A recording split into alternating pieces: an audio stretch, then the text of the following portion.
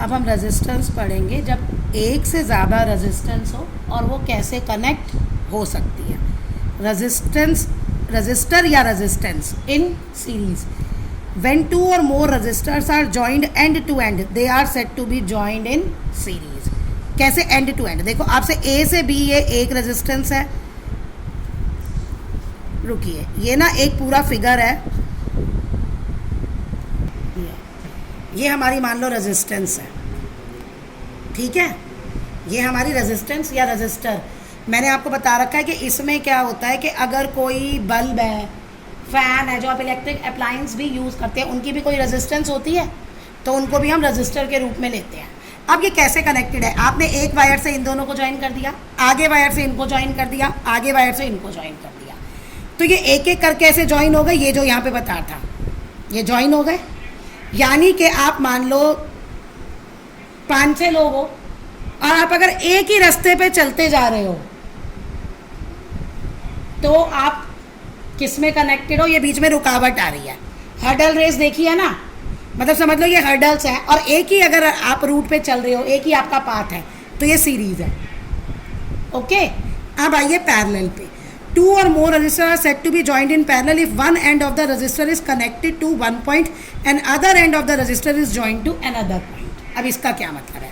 इसका मतलब ये है कि ये रेजिस्टेंस ऐसे है, ठीक है। अब इनके ये एंड पॉइंट है, एक पॉइंट से कनेक्टेड है और एक दूसरे पॉइंट से कनेक्टेड है, दोनों का मतलब जो भी तुमने लिए ना, 4 ली 5 ली, सबका पॉइंट जो है कनेक्टेड है वो कॉमन है।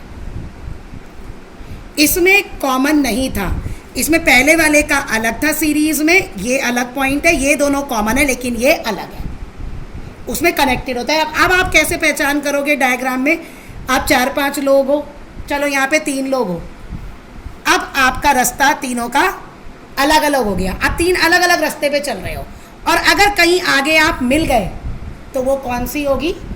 पैरेलल। इसमें एक ही आपका पाथ है, इसमें अलग अलग पाथ है, लेकिन बाद में आप एक पॉइंट पे ज़रूर मिलोगे, तो ये आपका है पैरेलल अरेंजमेंट।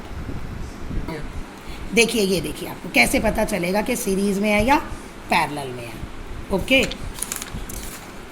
ये देखो अभी मैंने सीरीज़ पैरेलल दोनों समझा दिया। आप यहाँ वोल्टेज से चेक करो, या क्वेश्चन में लिखा होगा आपको ए से बी पॉइंट पे, तो अगर ये ए पॉइंट है, ये बी पॉइंट, अभी डिफरेंस क्लियर करती हो। अभी मैं यहाँ से ले रही हूँ वोल्टेज से, है ना, करंट हमारा कैसे प्रूव करता है? Positive to negative conversion. अब चलते जाओ, एक ही रास्ते पे सारी आ रही है ना, एक ही रास्ते पे है ना, तो ये कौन सा है? सीरीज। क्या है? सीरीज, ठीक है। यहाँ देखो, चाहे फिगर जो भी हो, तुम्हें पाथ फॉलो करना है, नो चेंज, आप चलते ही जा रहे हैं सेम रास्ते पे। क्या है? सीरीज। क्या है? सीरीज। ये देखो रूट हमारा चेंज नहीं हो रहा। अब देखो इसी क्वेश्चन में मैं कहती हूँ ए और बी पॉइंट पे, ए और बी के बीच में रेजिस्टेंस कैलकुलेट करो। अब देखो ए और बी का सीन, एक ए और बी ऐसे जा रहा है और एक ऐसे जा रहा है, यानी यहाँ से रास्ते अलग अलग हो रहे हैं। आपको समझ नहीं आ रहा आप इधर जाओगे या आप इधर जाओगे। तो जब आप इधर जाओगे तो ये बी तक सेम आ रहा है ना, सेम आ रहा है, तो R1 R और R1 तो कनेक्टेड है सीरीज में, लेकिन ये इससे अब सेम नहीं आ सकते ना, हमें बी तक ही रुकना है, ए से जाके हमें बी तक ही रुकना है। तो अब ए से बी पे ये अलग है ना, अब इसको तुम एक मान लो, ये सीरीज में है, ये एक है। अब तुम देखोगे कि ये एक रेजिस्टेंस और ये एक रेजिस्टेंस, यहाँ से हम जा रहे हैं तो अलग अलग रास्ते हो रहे हैं और हम बी पे मिल रहे हैं, तो ये और ये किस में कनेक्टेड हो गई? पैरेलल में। पैरेलल में क्या केस था आपका? ये देखो सब जाके बाद में एक ही पे मिलेंगी। अब यहाँ और देखो, ये देखो यहाँ पे कनेक्टेड है ये वोल्टेज। आप एक रूट आपका ये बन रहा है और एक रूट आपका ये बन रहा है। आप यहाँ से इमेजिन करो ये पॉइंट है आपके, ये 2 पॉइंट है, ये ए है और ये बी है, तो एक रेजिस्टेंस इस पे है और एक अलग है ना, तो यानी ये कौन सा सीन है आपका? पैरेलल। क्योंकि यहाँ आके आप या इधर जाओगे, एक बंदा इधर जाएगा और एक बंदा इधर जाएगा, जो यहाँ गया वो यहाँ आके मिल गया, और जो यहाँ गया वो यहाँ से आके मिल गया। तो दो अलग अलग रास्ते हो गए। उन दो अलग अलग रास्तों में जो आपकी आएंगी वो आएंगी पैरेलल।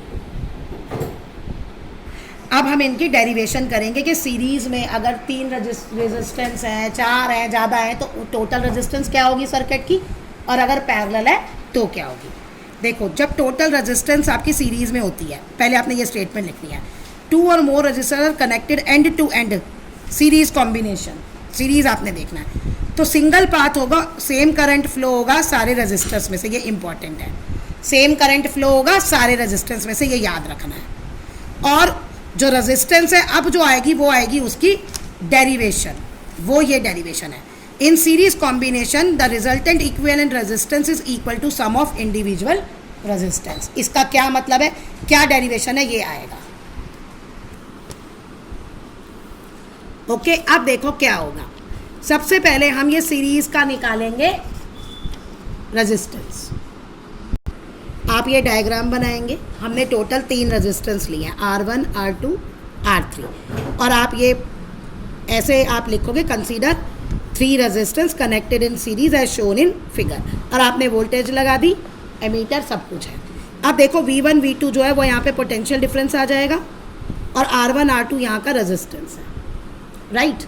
अब डेरिवेशन करते हुए आपको एक चीज़ ध्यान रखनी है, राइट।